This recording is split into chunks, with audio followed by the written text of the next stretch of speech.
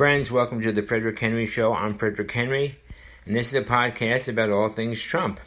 And today I was reading an interesting piece about the Horowitz report. And Catherine Herridge, who's a wonderful, wonderful researcher, has been doing a lot of work on the details about that voluminous report. And she pointed out that in a certain set of footnotes, it was noted that the FBI knew about, according to the footnotes, Russian disinformation. Now, it's very convenient. This information was classified before the Horowitz report, during the Horowitz report, and after the Horowitz report. Now, please, I'm just not going to do the research. I don't have the time, as I've mentioned many times, but you can do it yourself. So it seems that the Horowitz report at least was what today is the fourth month. It's about 8 months old at minimum.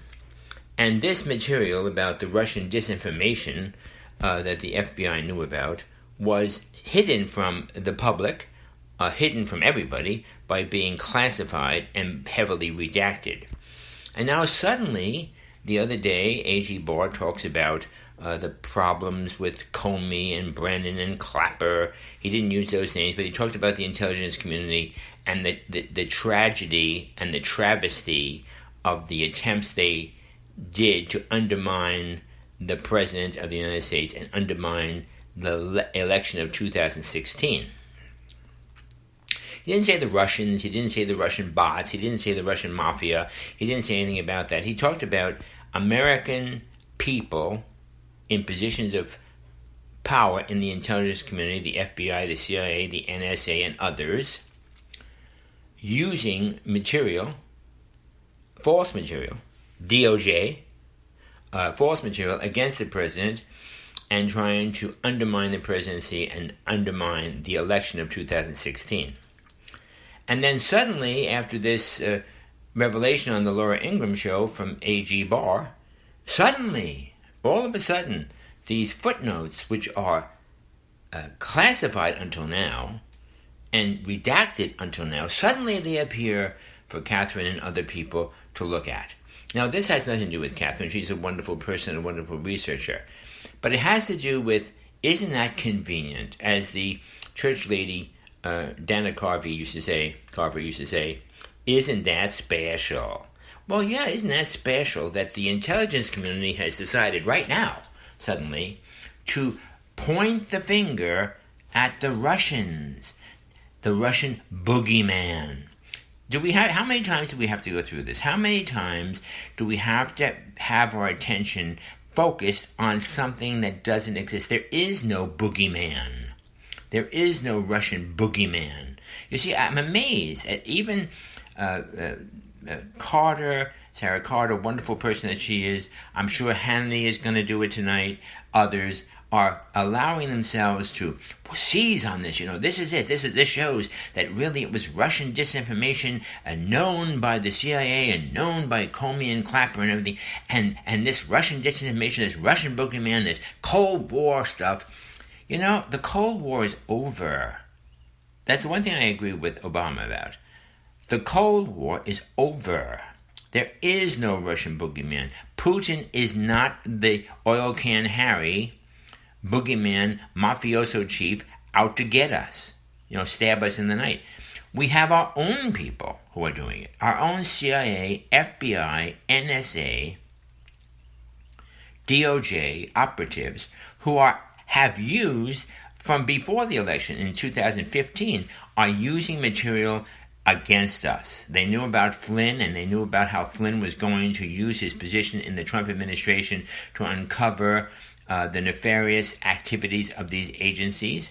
They knew about others who had information about the trafficking, about the human trafficking, the pedophilia. They knew about others who had to be suppressed.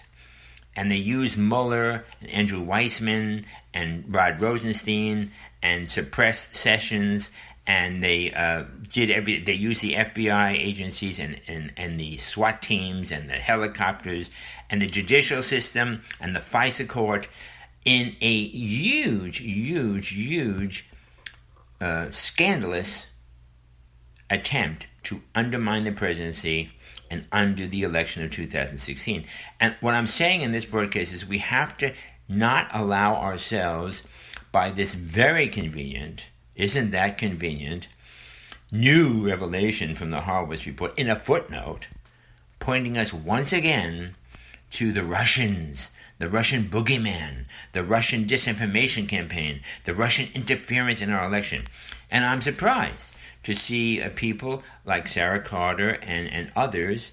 I was very surprised. I'm not picking on Sarah, but I'm surprised at how many people have immediately been diverted back to the Russian boogeyman, the Russian hoax, by this release from our intelligence communities. Come on, who did this?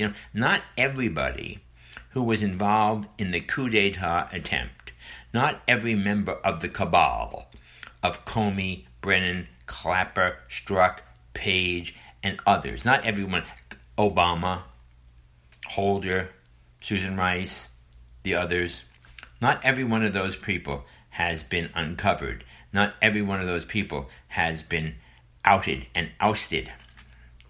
There are still around plenty of them.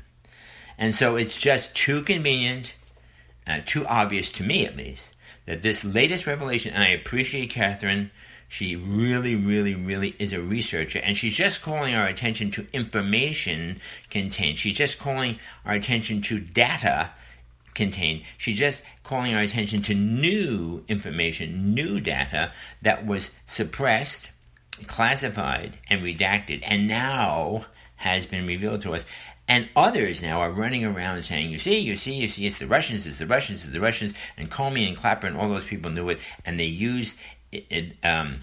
They attacked Trump anyway. They knew it had nothing to do with Trump. It was all about the Russians, nothing to do with Trump. It never had anything to do with the Russians. It never had anything to do with Trump. It had everything to do with Clapper, Brennen, all those guys, and Obama, and Clinton, and the Clinton Foundation, all of the rest of this stuff.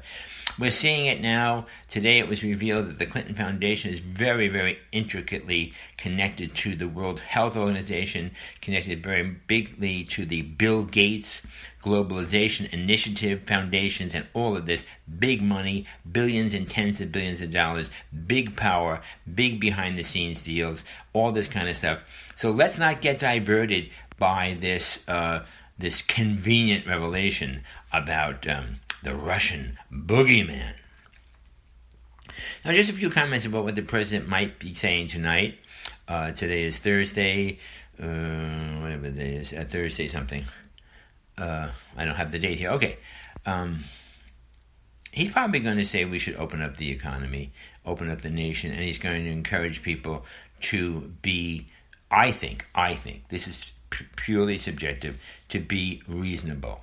Wear a mask outside at least until September when you go to the grocery store or you go to the retail establishments, you go to the mall.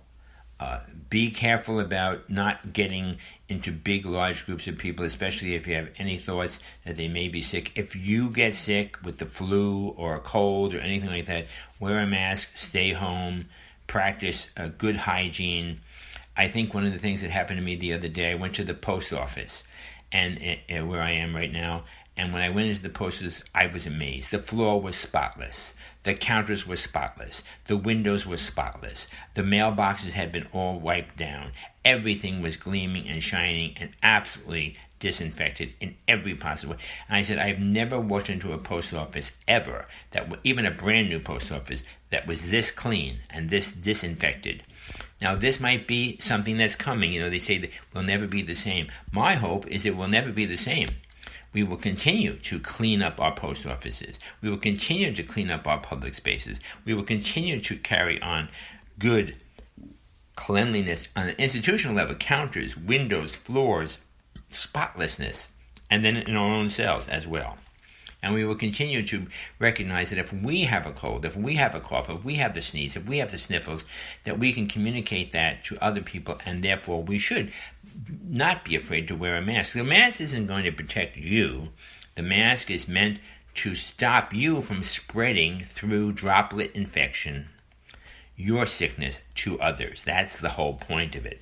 And although I don't have anything wrong with me, so therefore I don't really need to wear a mask, right now in our environment, not wearing a mask in public produces suspicion and hatred, because people don't really understand the nature of the mask. The mask is to prevent me from spreading my droplets to you, and your mask is the same, to keep you from spreading your droplets to me. So it's a good process all along.